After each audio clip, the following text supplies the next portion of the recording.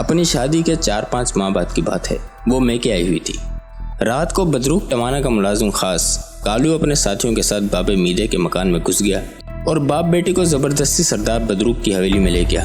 फिर बाबा मीदा तो चंद घंटे बाद वापस आ गया, लेकिन गुलाबा उधर हवेली में ही रही और अब इसको 1.5 बरस गुजर चुका है। गुलाबा का खामन शर्मिंदगी के मारे मुंह छुपाकर कहीं जा चुका है और बाबा मीदा पागलों की तरह गलियों में फिरता रहता है। हर किसी को रोक कर पूछता है, तुम सरदार बदरूका की हवेली में गए थे? मेरी गुलाबा कैसी है?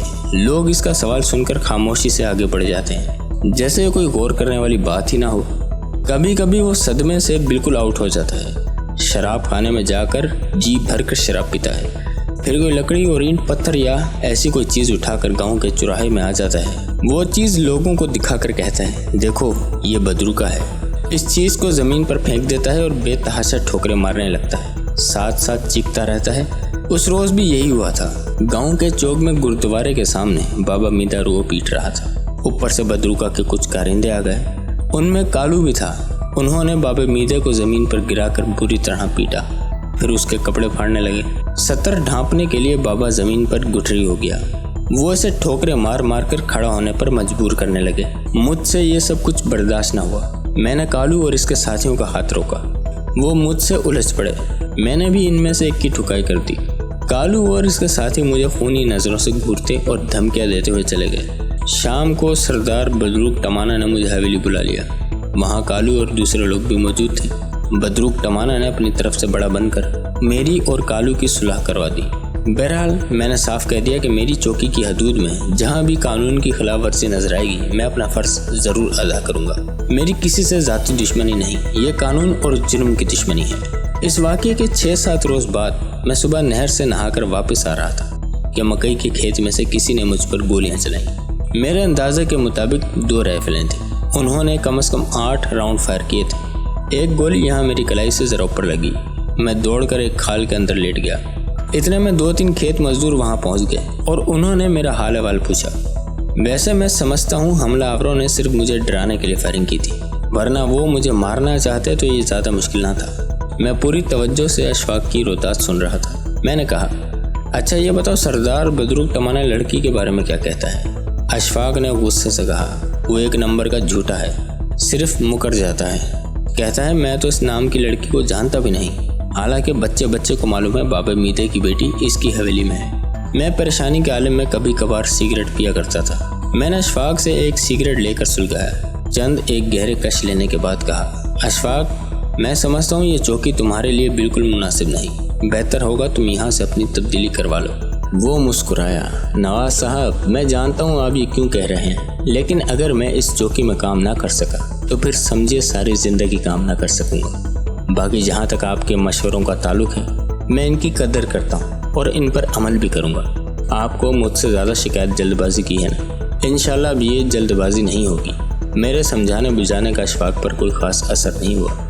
तहाँ मुझे इतनी कामयाबी ज़रूर हुई कि मैंने इसे पार्टी वगैरह के प्रोग्राम से रोक लिया। मैं नहीं चाहता था कि इलाके के चौधरियों और वडेरों के चेहरे पर झूठी खुशी सजाकर इस पार्टी में शरीक होना पड़े। जाहिर है हम इन चौधरियों के बेबहा इख्तियारात में कटौती करने के लिए यहाँ आए थे। इनका ज़ाहिर कुछ भी कहता, इनका अंदर हमारी तरफ से ठंडा कैसे हो सकता था। 10-12 रोज़ की बात है, दोपहर के वक्त धूप निकली तो मैंने अपनी कुर्सी थाने के सहन में लगवा ली। काफ़ी सुहाना मौसम था, कोई ख़ास काम भी नहीं था। सुबह सुबह 2 पार्टियों में सुलहनामा करवा कर मैं फारिग हो चुका था। फारिग वक्त में अमूमन गांव के किसी आम फर्द को बुलाकर इससे गपशप शुरू कर देता था। इससे अपने इलाके के लोगों को समझने का बहुत मौका मिलता है। इस वक्त भी मैं यही शुगल इख्तियार करने के बारे में सोच रहा था कि एक घुड़सवार सरपट घोड़ा दौड़ाता थाने के दरवाजे पर आ पहुंचा। वो अशफाक की चौकी का हेड कांस्टेबल था। रास्ते के गर्द गुबार से इसका चेहरा और लिबास अटे हुए थे। मुझे देखकर वो फौरन घोड़े से नीचे उतरा, सल्यूट मारकर तेजी से बोला, जनाब मैं एक अहम खबर लाया हूँ। इसका चेहरा बता रहा था खबर बहुत अहम है और वो सबके सामने नहीं सुनाना चाहता। मैं इसे लेकर कमरे में आ गया। हेड कांस्टेबल ने हाँफते हुए लहजे में बोला, जनाब आपको फौरन हमारी चौकी चलना होगा। जवानों ने धमकी दी कि वो चौकी को आग लगा देंगे और अमले को कत्ल कर देंगे। यह खबर बेहद परेशान कुन थी। मैंने कांस्टेबल से पूछा, हुआ क्या है? वो बोला, जी कोई डाकिया वगैरह का झगड़ा था, इसी से बात बढ़ गई। कल शाम बदरूक टमाना के कारिंदों ने एक तंदूर पर हमारे अमले से हाथापाई की। सिपाही खुदाबख्श के सर पर रोटियां उतारने वाली खुरपी लगी, जिससे इसका सर फट गया। वो अभी तक बेहोश है। अशफाक साहब खुरपी मारने वाले को गिरफ्तार करके थाने ले आए। इस शख्स का नाम मुरलीधर है। जमानों ने कहा हमारे आदमी को छोड़ दो वरना अच्छा नहीं होगा। अशफाक साहब ने इनकार कर दिया। अब वो धमकियां दे रहे हैं कि चौकी को आग लगा देंगे। मुझे टमानों पर तो गुस्सा आना ही था, अशफाक पर भी आ रहा था। मेरे बार बार समझाने के बावजूद वो अपनी हमाकतों से बाज नहीं आ रहा था। मैंने उसी वक्त ज़रूरी अमले को साथ दिया और हम घोड़ों पर सवार चौकी रोहतक की तरफ रवाना हो गए। रेतीला इलाका, ऊंची नीची ज़मीन और दुश्वार रास्ता था। 10 मील का सफ़र हम करीबन 3 घंटे में तय करके शाम के वक्त रोहतक पहुँचे। सूरज इस वक्त दूर एक बड़े सुर्ख थाल की तरह सरसों के खेत में छुप रहा था। पूरे गांव पर मर्दिनी सी खामोशी तारी थी, जैसे कोई तूफान आने वाला हो। हम सीधे चौकी पर पहुंचे। वहां अशफाक और इसका अमला मौजूद था। सबके चेहरे तने हुए थे। अशफाक मुझे लेकर एक छोटे से कमरे में आ गया। मैंने इसे कड़ी नज़रों से घूर कर पूछा, हाँ क्या बात हुई है? वो बोला, आप मुझे कसूरवार समझते हैं, बेहतर है टमानों से ही पूछ लें। मैंने झड़क कर कहा, ये चोटें करने का वक्त नहीं है, जो बात हुई है वो ठीक ठीक बताओ। अशफाक ने खत मेरे सामने रख दिया। मैंने पूछा, ये क्या है? वो बोला, पढ़कर देख लें। मैंने पढ़ा। 10-15 सत्रों का मुख्तसर खत था। लिखने वाली ने अपना नाम नहीं लिखा था, बस खत के आखिर में तुम्हारी लिख दिया था। अशफाक के बताए बगैर ही मैं समझ गया कि ये इसकी मंगेतर यास्मीन का खत है। आम सा खत था, वैसे ही खत जैसा एक प्यार करने वाली अपने महबूब को लिख सकती है। अशफाक ने कहा, बस जी यही खत सरदार बदरूक सिंह के हाथ लग गया था। इसने बात का बतंगड़ बना लिया है। मैंने पूछा, लेकिन सरदार के हाथ ये कैसे लगा? इस डाके हरामजादे की हरामजादगी वो सरदार के ख़ास चमचों में से एक है। मेरे ख़त खोलता है।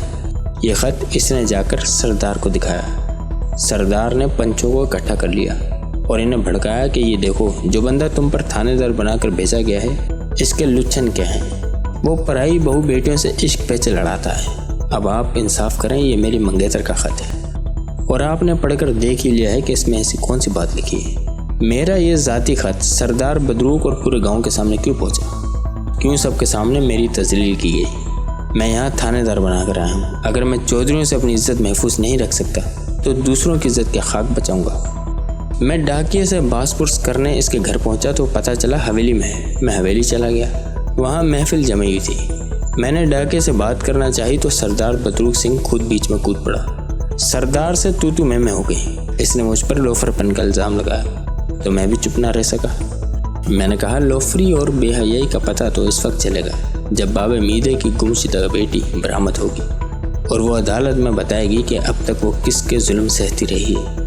मैं और भी बहुत कुछ कह सकता था और जो कुछ कहता, इसमें से किसी बात का जवाब सरदार बदरूक के पास नहीं था। इसलिए डाकिए से बात किए बगैर वापस आ गया। उसी रोज़ शाम को मेरी चौकी के 4 सिपाही खाना लेने गांव के तंदूर पर गए तो टमानों के कारिंदे ही वहां गए। उन्होंने छेड़छाड़ शुरू की तो लड़ाई हो गई। एक शख्स मुरलीधर ने तंदूर की आहनी सीख सिपाही खुदाबख्श के सर पे मारी और वो जख्म खाकर गिर गया। मेरे एक सिपाही के पास राइफल थी। इसने हवा में फायरिंग की तो बदरूक सिंह के कारिंदे भाग गए। सिपाही बेहोश खुदाबख्श को उठाकर थाने ले आए। मैंने जाकर मुरलीधर को उसके घर से गिरफ्तार कर लिया। वो इस वक्त हवालात में है। सरदार बदरूक सिंह खुद तो बरनाला गया हुआ है। इसके कारिंदे कालू के साथ 2-3 दफ़ा मेरे पास आ चुके हैं। वो धमकियां दे रहे हैं कि मैं मुरलीधर को छोड़ दूं वरना वो ज़बरदस्ती छुड़ा लेंगे। सुबह एक मुखबिर ने आकर मुझे बताया कि वो चौकी को आग लगाने का प्रोग्राम बना रहे हैं।